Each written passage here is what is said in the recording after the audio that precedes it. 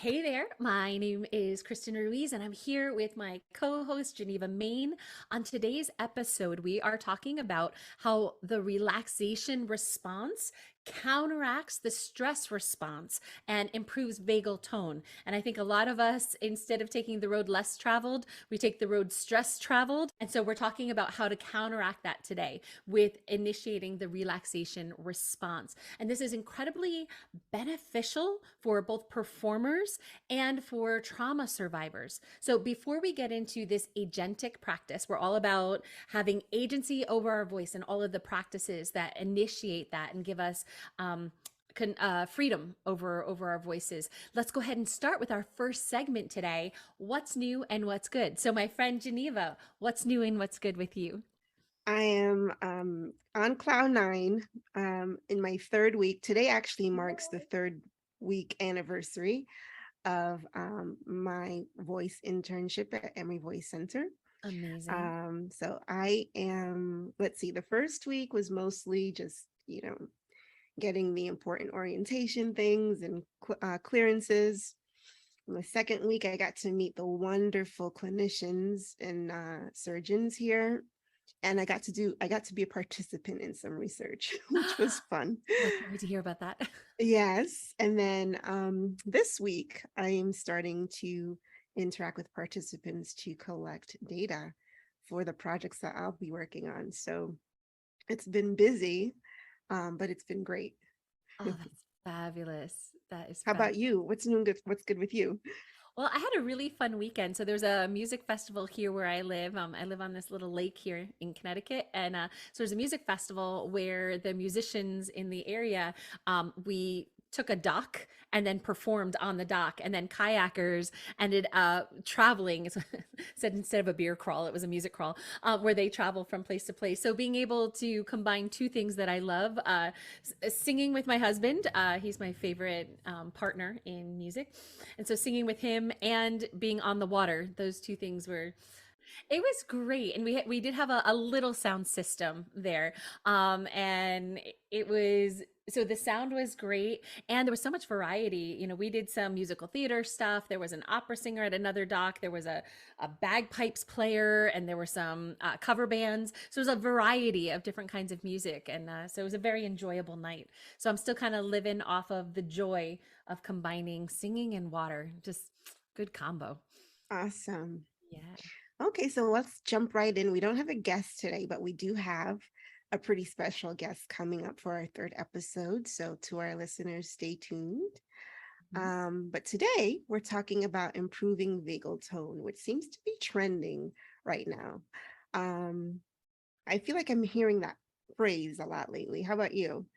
Yeah, so I'm assuming that vagal tone is not an actual sound of humming, but it is something else. So can you explain to us what vagal tone actually is? Yes, I love that. It's a multiple meaning word, isn't it? Tone. So no, it's not what it sounds like, but more about activity, more like thinking about exercise activity. But in this sense, we're not dealing with muscle activity, but nerve activity. So vagal tone is the activity of the 10th cranial nerve, which is the vagus nerve. And this is the nerve that's responsible for our relaxation response.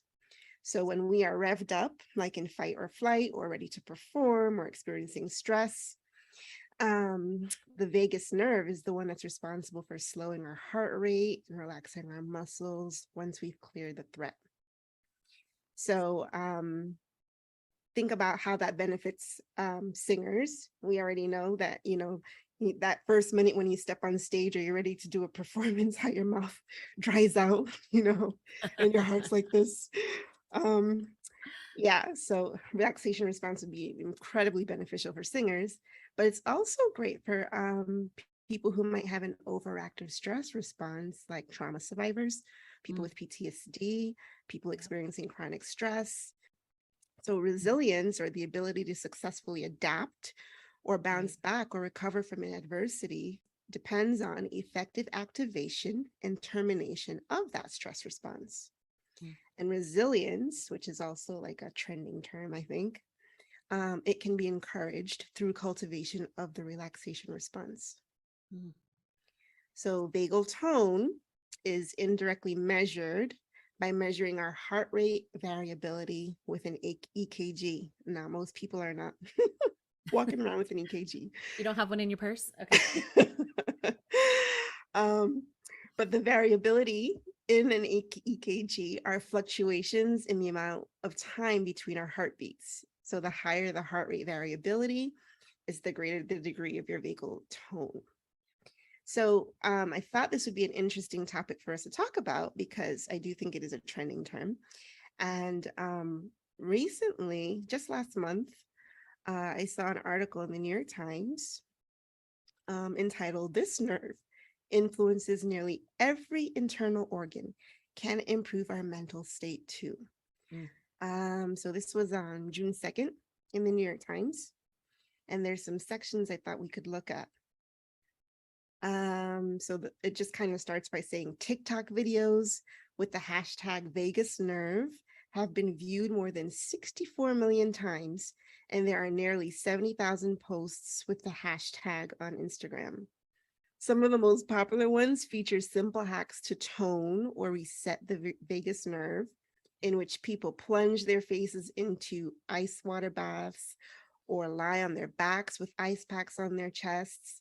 And there are also neck and ear massages, eye exercises, and deep breathing techniques. What is the most out there or surprising thing that you've seen about vagus nerve stimulation? I think the cold shower version, I mean, it's got to be the one that's commitment to. And I'm trying to think of, I'm gonna trust what if somebody is finding positive effects from that, great. But for me, I'd want to work around. I mean, this is like one of the small pleasures of life is the warm shower, you know? Yeah, And when the exactly. temperature is super, super hot, I still want a pretty warm shower. So yeah, pretty committed to be taking cold showers. Yeah, I think Um, I'm very interested in, like, I think it's great that an EKG can help, tell us what's going on. But like you mentioned, if you don't have that in your back pocket, what are the things that we have in our repertoire of options outside of that to be able to help tone the vagus nerve? yeah, Just so that's what's really really great about this article because it gives some low tech, non invasive hmm type of strategies. Right. It goes on to say wellness companies have capitalized on the trend, offering products like Vegas massage oil, vibrating bracelets, and pillow mists that claim to stimulate the nerve, but that have not been endorsed by the scientific community, which I think is pretty important for people to know. When you think Right. about evidence-based practice, you definitely want to think about what does the research evidence say, right? I mean, there is room for individual client or patient perspectives because certainly certain people will respond to some things and other people won't. But Right. you want to be doing things that affect your health that have some evidence base behind it. Yeah, exactly. Well, I don't think any of us need any more snake oil. So, yeah. Um, let's talk about the vagus nerve for a second. So the vagus nerve picks up information about how organs are, how they're functioning, and also it sends information from the brainstem back to the body. So it's helping to control digestion, heart rate, voice, mood, and the immune system. So that when the title said it affects every organ in the body, you can see when it adjusts those, yeah, it's a pretty significant nerve, isn't it? And so Mhm. the vagus is the main nerve of the parasympathetic nervous system. So unlike the sympathetic nervous system, which is associated with the body's fight or flight response, the parasympathetic branch helps us rest, digest, and calm down. Awesome. And when you think about trauma survivors, you're thinking about people who might have an impaired stress response system Mhm, that might be uh, overactive in terms of gearing up. mhm, You know, there's that vigilance piece that can be a sequela of chronic stress and trauma that mhm. kind of keeps you in that geared up, activated state. So being able to rest, digest, and calm down is something that really needs to be cultivated. Mm, mm. So, what does the research say? Well, evidence indicates that stimulating the vagus nerve can help people with epilepsy, diabetes, treatment resistant depression, and post traumatic stress disorder, as well as inflammatory autoimmune conditions like Crohn's disease or rheumatoid arthritis. There is even some preliminary research, according to this article, suggesting that long COVID symptoms could originate in part from the virus's effect on the vagus nerves. Mm. So I would imagine that some of our listeners who are practicing speech language pathologists working with long COVID patients would love to know more about it, Mhm. about the vagus nerve. Yeah. It says Dr. Andrew H. Miller, the director of behavioral immunology program at Emory University, that's where I am, studies how the brain and the immune system interact and how these interactions can contribute to stress and depression. Mm. So we know that PTSD is characterized by increased measures of inflammation in the blood, he said, which can influence circuits in the brain that are related to anxiety. So in one of these studies at Emory, researchers electronically stimulated the neck skin near the vagus in 16 people, 8 of whom received vagus nerve stimulation treatment and 8 of whom received a sham treatment. So I guess that's like Yeah. the placebo Right. or the control. Yep. The researchers found that the stimulation treatment reduced inflammatory responses to stress and was associated with a decrease in PTSD symptoms, Nice. indicating that such stimulation may be useful for some patients, including those with elevated inflammatory biomarkers. Mm. And although that's super exciting, you're talking about electronically stimulating your body, which I don't think most people have access to. And then Dr. Eric Porges, who, by the way, is the son of Stephen Porges, who developed polyvagal theory. He also works doing vagus nerve research at the University of Florida. And he and his colleagues have patented a method to adjust the vagus nerve electrical stimulation based on a patient's physiology. Okay. And he is now working with the company Evern Technologies, according to this New York Times article, where he's a shareholder, to develop an external medical device that uses this approach for patients with PTSD. So again, it's not that readily accessible to everyday people. So I Mm. love how the article jumps Yeah. um, How do we do it at to home? talking about how can you improve your vagal tone at home, because this has been researched for quite a long time. Um, how do you increase that relaxation response? Yeah. I think like the one part of the article said like for wellness, try to maintain high vagus nerve activity through mindfulness, exercise, and paced breathing. So this is from Dr. Tracy. He said these are all very good for you. So I think a lot of things that are a part of what we would consider just good living Yeah. contribute to vagal nerve, vagus nerve health. And so I think these home practices are where we can really put some attention on as voice users, as practitioners. Right. And it's funny because they do talk about the cold water, why it Uh-huh. works. Yes. And it says holding your breath and submerging your face in cold water can trigger the diving reflex, Hmm. which is a response that slows your heartbeat and constricts your blood vessels. So that is kind of a relaxation, right? Because the opposite is happening in a stress response. Yeah. And they say that some people who have tried it report that it has a calming effect and even helps reduce insomnia. Others wrap an ice pack in cloth and place it on their chest to relieve anxiety. But it's not something that seems to have a lot of research. It's not Hmm. heavily studied. But Hmm. again, you have that part of evidence-based practice where you can think about what works for you. And this is something that is not harmful Hmm. to kind of explore cold water and ice packs on yourself. Hmm. It makes me think of in the New York City area, you have that bear club in the middle of winter,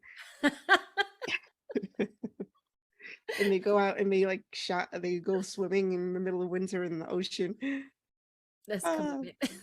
yes, they're like such troopers every year.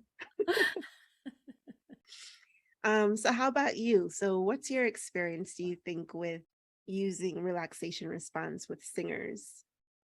Yeah, so in the circle of professional singers that I've worked with, performance anxiety is definitely part of a lot of singers' story.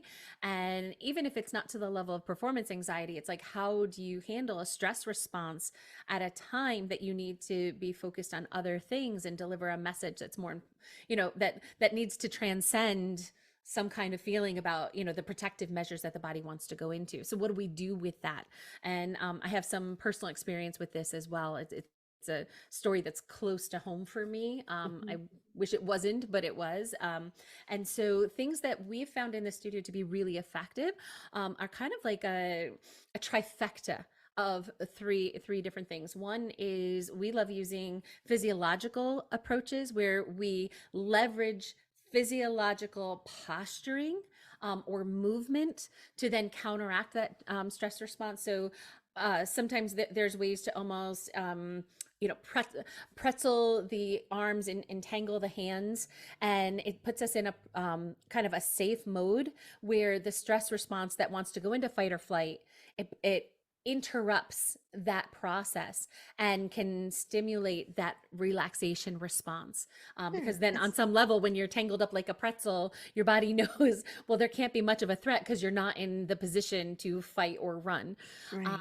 So It's there's kind of certain. like an embrace. It's so self-soothing, you know. Yes. Hmm. And there's a number of different ones. There's certain pressure points and things like that. And we can maybe explore the idea of getting some specialists to come and talk to us about what Awesome. those are. But there are certain pressure points as well, a way to kind of hold and embrace the body, and it elicits a different response. So when especially a singer or a somebody who has to perform, if they've had experience with performance anxiety, it's like the body knows very quickly how to go into that phase. So how can we interrupt it? So physiological shifts in posturing can be part of that story.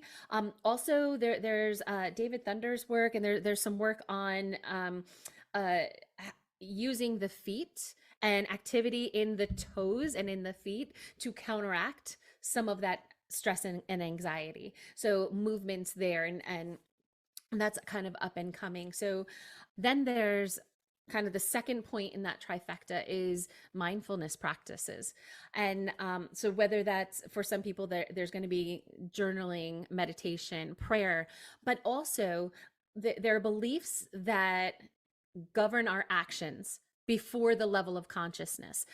There's a adult learning and development theory called cognitive development, where we make meaning of our experiences, and our ability to make meaning gets more sophisticated over time. But what can happen is there are beliefs that are underlying, where we're living them, but we don't have access to them. They're under the surface. They're unconscious, but they are directing our activity, both physical activity that you can perceive, but also the nervous system's responses. So part of this in cognitive development theory, the idea is taking that which what we were subject to, that was under the surface, taking that out and exploring it in a more, once it becomes conscious, once it becomes observable, instead of being subject to it, it's now an object that we can move around, we can look at it. And mindfulness practices examining beliefs under the surface, taking them from the point at which we were subject to them, putting them in our hands and making them subject to us. Again, self-determination, agency. Yeah. So that idea of looking at those beliefs, pulling them out and readjusting them, because a lot of them are old stories that served us Mhm. at a time that maybe we needed them, but we outgrow them, and at the point at which they disrupt our functioning, they need to be rewritten. So working on what we actually believe about who we are in the world, our right to say something, and all of the little pieces of identity that come up with that. So working out beliefs, and mindfulness is a big part of it.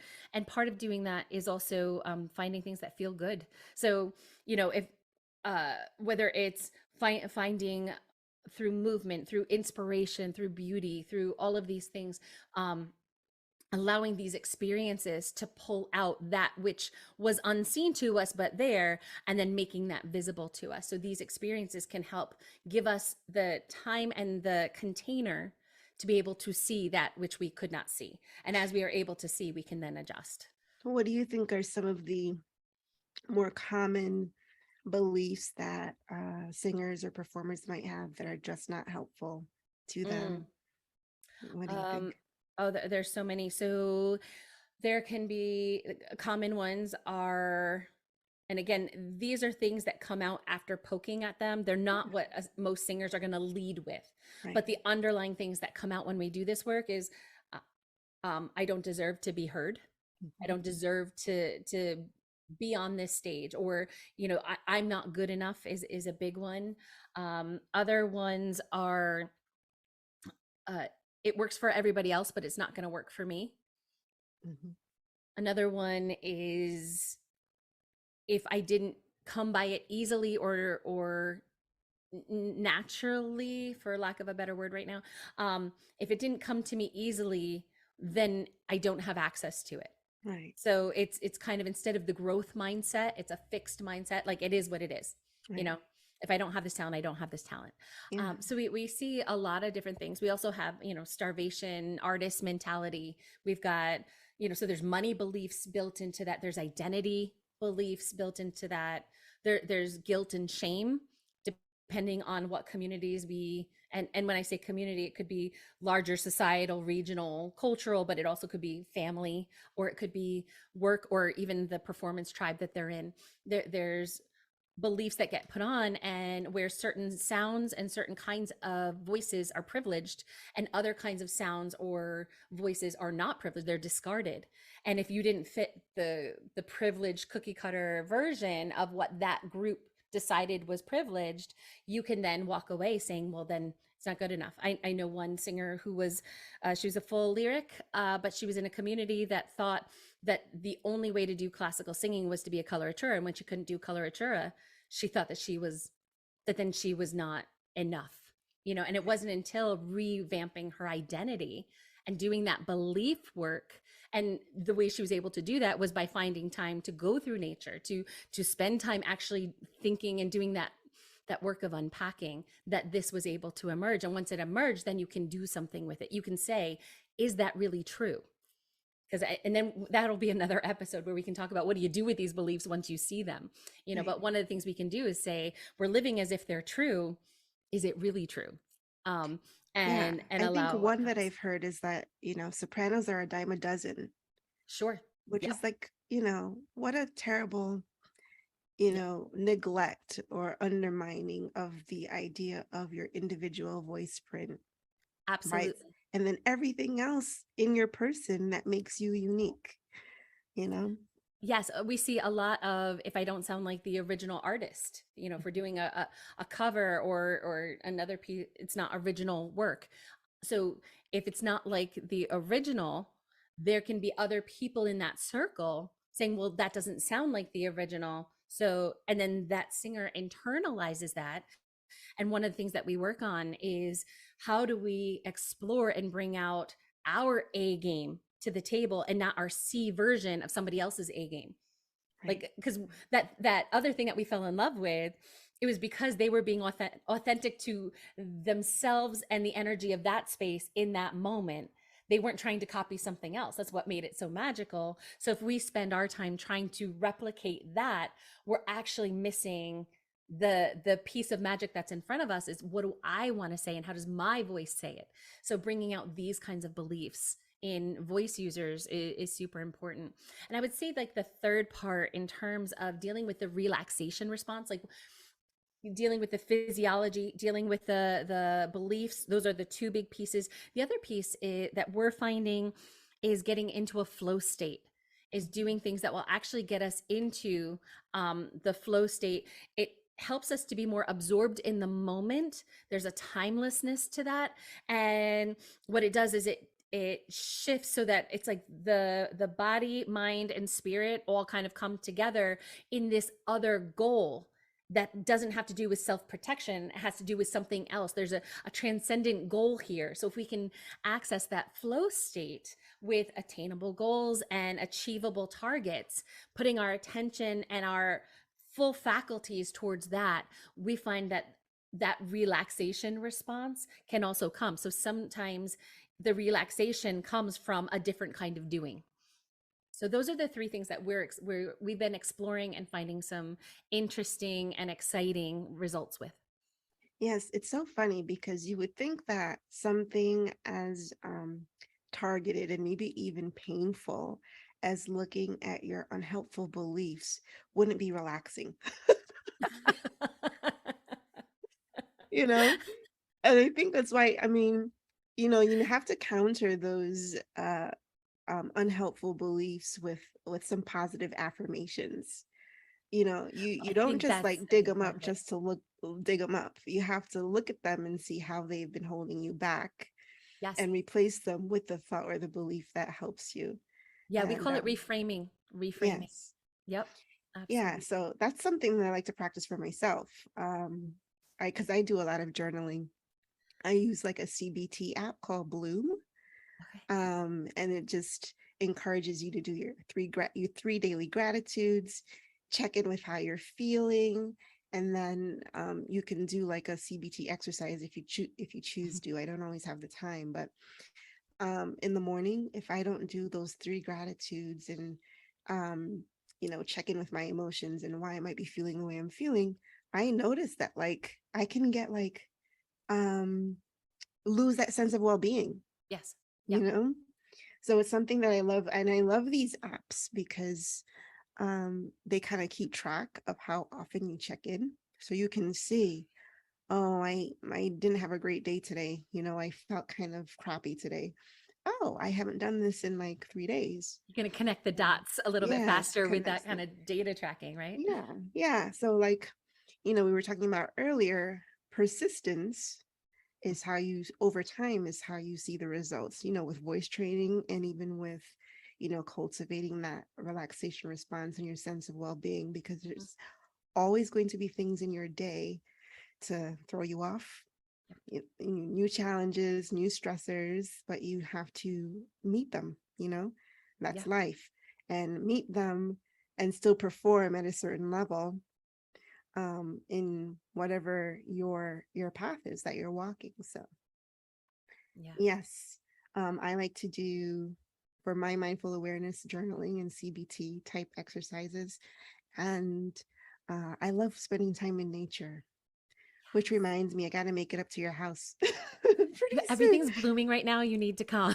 Yes, at the lake. Yeah, I love like hiking in nature or bicycling.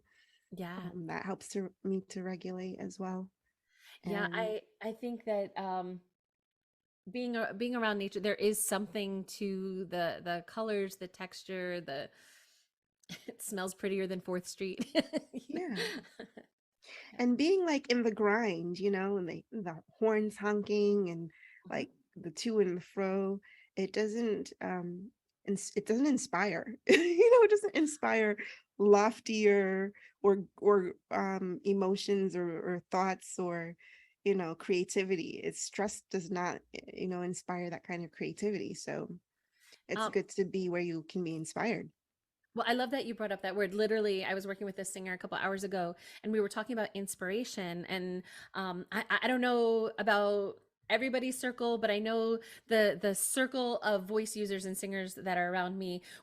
We find inspiration very easily. Like we can be inspired by Hmm. all kinds of. I mean, whether it's a cloud formation, a really cool quote, watching somebody do something kind for somebody, like there's ways to find, or a great song, there's so many ways to find inspiration. The challenge that we were talking about is that it fades fast, Hmm. so that it has to be something. When you're talking about, if inspiration is the thing that makes you feel good, when you feel good, creativity flows easier, at least in our experience. And then when you've got that flow, you're living in and making choices that are congruent with that higher vibration. And we joke around in our studio about, as singers, literally our instrument is vibration, but bigger picture, everything is vibration, right? And so if we are vibrating high, it's going to make a difference in how we approach our instrument, which is vibration. So we were talking about that kind of inspiration. What can we do to find those little moments of inspiration? Just like you have to brush your teeth every day. You know, Yes. you're not going to think like, oh, you know, I'll do it next week. Like, you're going to brush your teeth every day. It's just a practice that you do, finding inspiration as the catalyst for creativity and feeling good, and the counteraction to the stress response.